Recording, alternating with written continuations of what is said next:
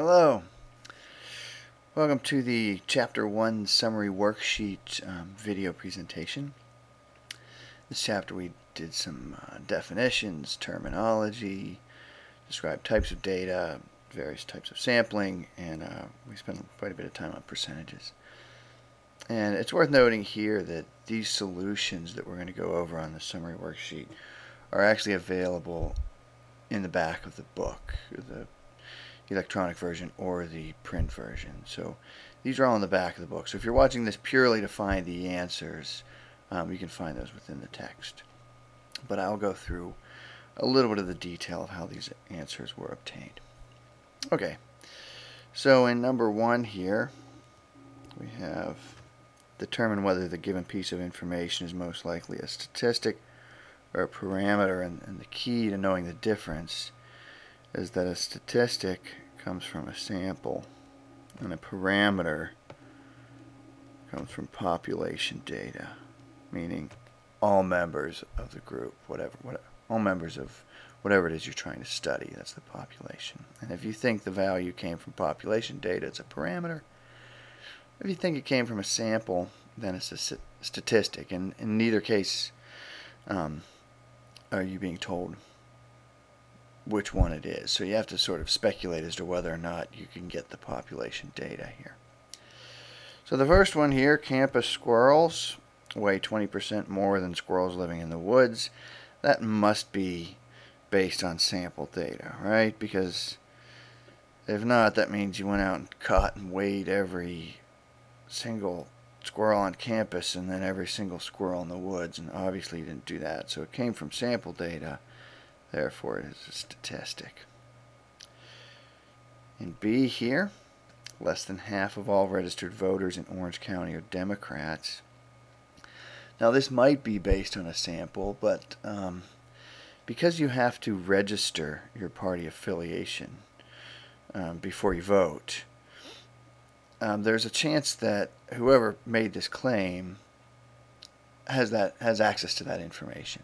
So that population data is available, and so I'm guessing that when you hear this sort of statement that it actually came from population data, and therefore it is a parameter, because getting the population data is not out of the question. And 1C. Most people who own a yacht make more than $100,000 a year. Now, while that is probably true, and I've heard students argue that it definitely has to be true, therefore it's a parameter, you need to keep in mind that whether it's a parameter or a statistic has no bearing on whether it's true or not. It's a matter of whether it came from sample data or population data. And since it would be essentially impossible to go out and get the salary information from every single person that owns a yacht, this has got to be based on sample data. And because it's based on sample data, it is therefore a statistic. Alright, so notice the pattern here. If it comes from a population, it's parameter. Right? If it comes from a sample, it's statistic. Pretty straightforward. Alright, number 2. We have to determine whether the given value came from discrete or continuous. And remember, discrete has sort of steps in between data values. 1, 2, 3, 4. There's nothing in between those values. Continuous data, there's no steps. There's always a value in between any other two values. For 2A, Larry's highest bowling score is 287. Now you need to know a little bit about bowling scores, but it has to do with the pin counts. You might get some multiples in there. But it's only whole numbers. Alright, so because there's whole numbers, there's steps in between. In between 287 and 288, there's no score in between there. And because of that, this is discrete. Alright, Scott's fastest mile time was 4 minutes and 35 seconds. That is a time, right? And in between any two times, there's another time. And because of that, and because you can keep doing that, that makes the the data set, it's a continuous data set. It's continuous data. It's the measure involved here, time. You're measuring time is continuous. And it's continuous even if the measuring device, say the stopwatch, only goes down to tenths or 100ths. So it's more a matter of whether or not you could put a time in between any other two times. So time is continuous. The average number of children in the American household is 2.4. And that may be misleading because you think, oh, 2.4. First off, there's no way you can have 2.4, but of course this is an average, so that's perfectly okay. And then the other thing is up here, I ask whether or not the value came from a discrete or continuous data set. And clearly, this would come from a list of a number of children, so that would be 1, 2, 3, 4, 5. So if we're counting children, we certainly have whole numbers involved, and that makes the data set discrete. All right. And remember, it's perfectly okay for the average from a discrete data set to be a decimal like that. Determine which of the four levels of measurement: nominal, which is basically names and categories; ordinal, they're numerical. Actually, sometimes not numerical, but they can be ranked. You can order them best to worst, right? But the differences are ambiguous. Interval is when the differences make sense, but the ratios don't make any sense. And ratio is the best kind. You can order them, differences make sense, ratios make sense, there's a meaningful zero. So here it goes, sort of worst to best. Alright, 3A, birth state of each student. That's just qualitative data, right? So that always winds up under the nominal level of measurement. The birth year, this is sort of an oddball category. If you go back to our discussion on levels of measurement, there was something called interval, and that was the one that was better than ordinal because you could order them, years 1996 and 1998. You can order them. Clearly 1998 came later. The differences make sense. That's 2 years difference, right? But ratios don't make sense. You couldn't take the ratio of those 2 years and obtain any useful information. And that's because the zero is arbitrary. And so that's the oddball category. And the only thing in there is years, dates, and non-Kelvin temperatures. All right, 3C, number of siblings of each student in class.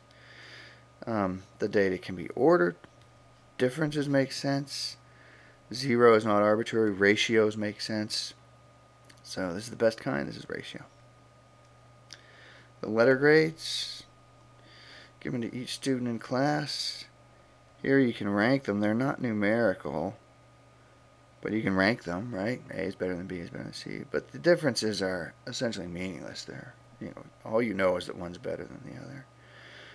So the best you can do is order them. And so with that, I give the categorization of ordinal. Here we're going to, for number 4, we're going to identify the sampling method used. Systematic, that's when you do every nth member of the population.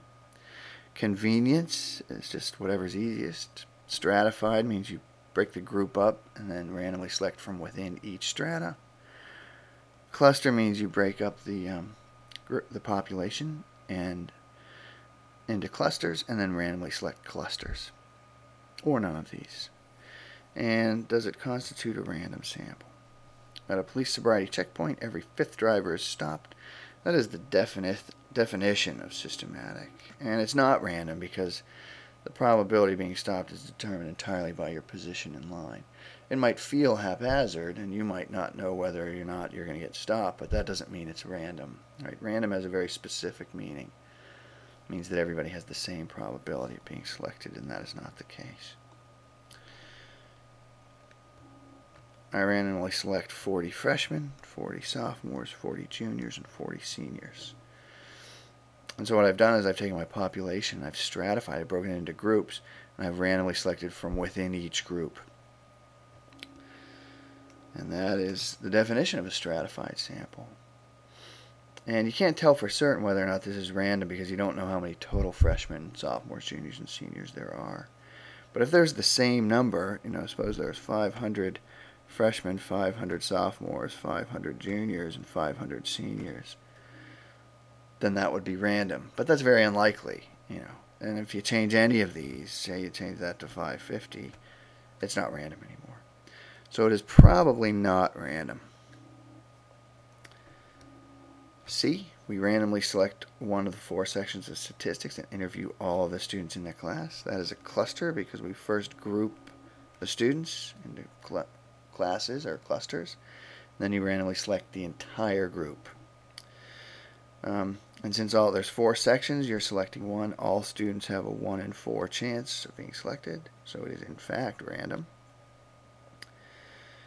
In a Gallup poll of 1,059 adults, the interview subjects are selected by using a computer to randomly generate telephone numbers that were then called. Assuming we're discussing the population as people who have phones, then it is random. Right? If our population is all people, then it's not random. We've excluded a group from this category. But it isn't any of our categories. Right? It's not, if you go back our options, it's not systematic, it's not convenience, it's not stratified, it's not cluster. Right? It is a random sample, and in fact, as long as your population is people with telephones, it's simple random. It's sort of the best kind of random. We haven't done any grouping, clustering. We haven't taken every 10th person or something like that. It's super random, or simple random. No such thing as super random. It's called simple random. Alright, E.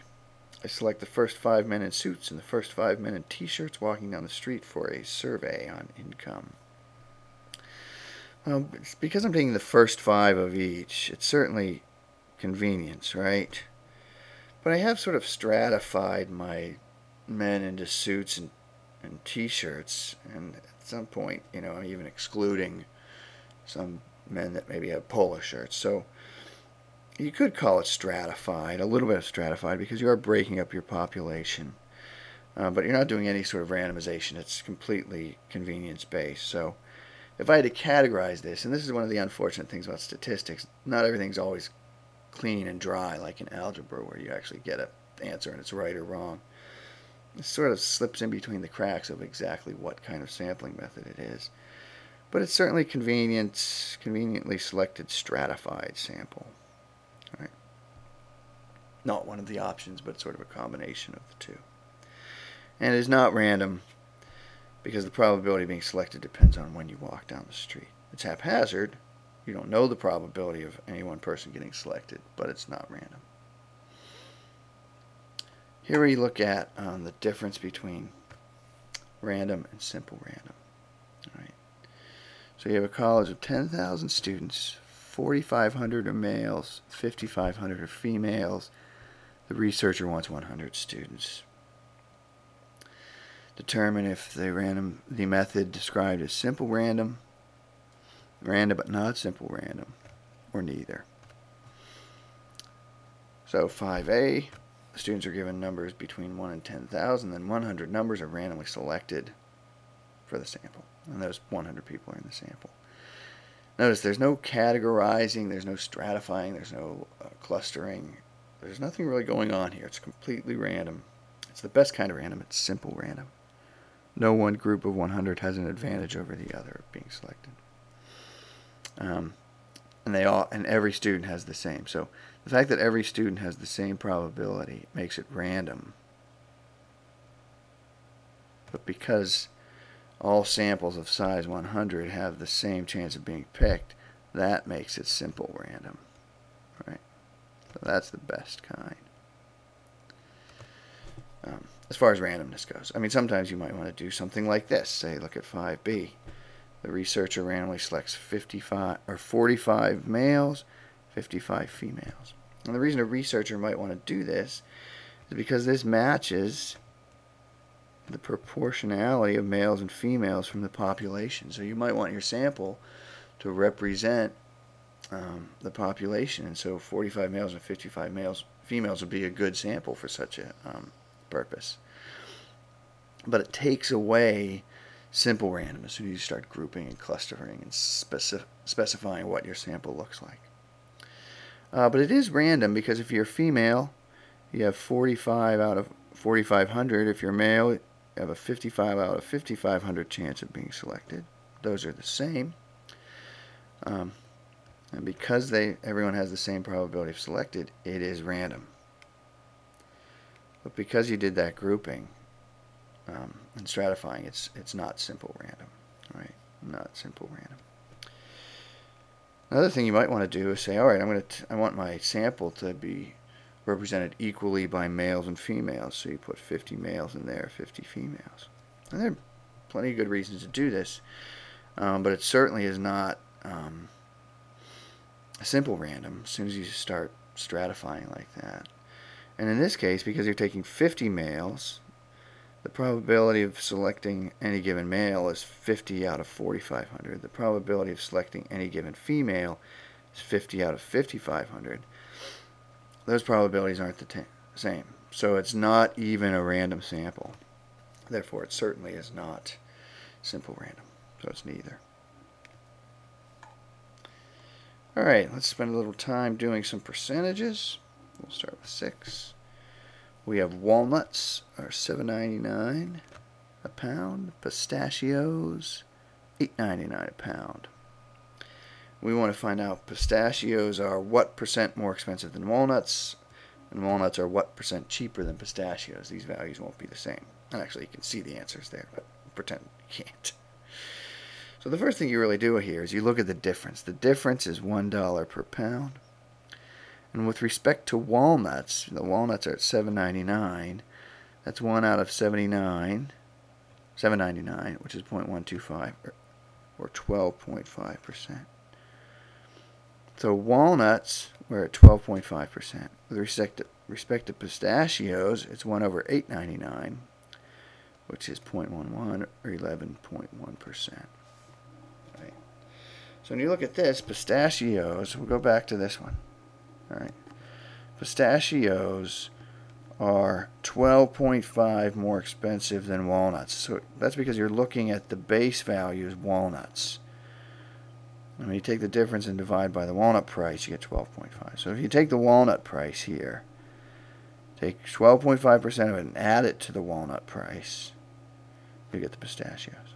And going the other way around, if you take the pistachios, that price, and add 11.1%, you get walnuts. Okay, or you get the price of walnuts. So that's the game. The base value is this one over here on the right. Okay, so, and then even trickier,